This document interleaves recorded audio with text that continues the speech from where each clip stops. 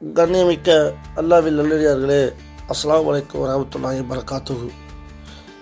நாம் ஒவ்வொரு தொழுகை முடிஞ்சவரை துவா செய்வோம். அந்த துவா ஈடுபடுற போது எந்த மாதிரியான நேரத்தில் துவா செய்தால் அந்த துவா கபுலாகும் அப்படிங்கிற ஒரு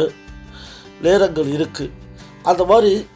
துவா ஏற்றுக்கொள்ளப்படும் நேரங்கள் எந்தெந்த நேரங்கள் அப்படிங்கிறதா இன்றைக்கி இந்த வீடியோவில் நம்ம பார்க்க போகிறோம்.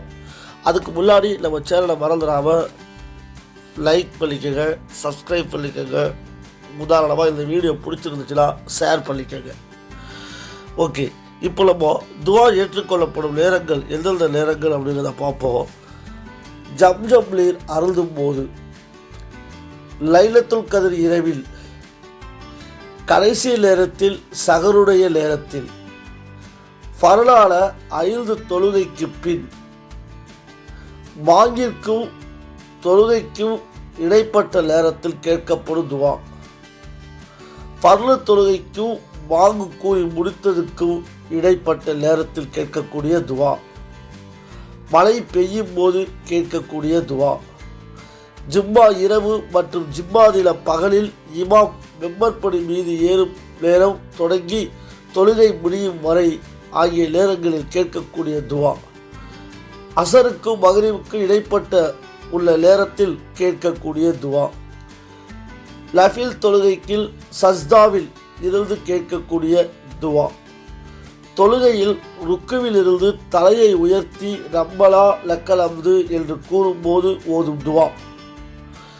தொழுகையில் ஃபாத்திஹா சூரா ஓதி ஆவில் சொல்லும் போது ஓதும் துவா, அல்லாஹ்வின் பாதையில் போரிடும் முகாஜிதுகளின் துவா, ஹாஜியில் துவா,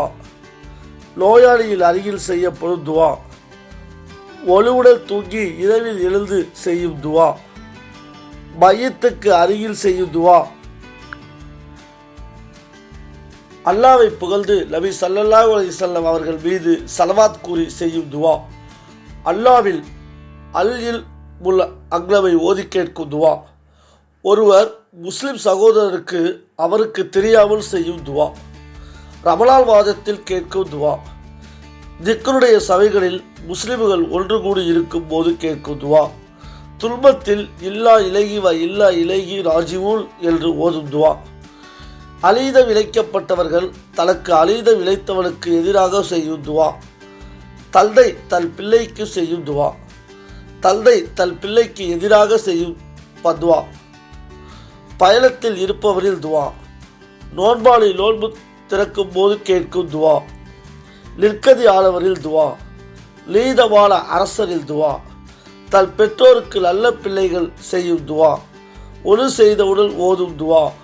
யாரில் மீதாவது விசேஷமான லிக்மத்தை பார்க்கும்போது இகமாத் கூறிய பின் ஓதும் துவா,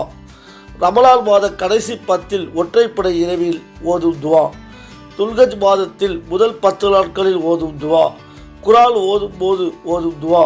குரான் ஓதி முடித்த பின் ஓதும் துவா, சேவல் கூறும் போது செய்யும் துவா ஆகிய நேரங்களில் கேட்கக்கூடிய துவாக்களை அல்லாஹ் உடனே கபூல் செய்வானாக என்று அல்லாஹ் குறிப்பிடுகிறான்.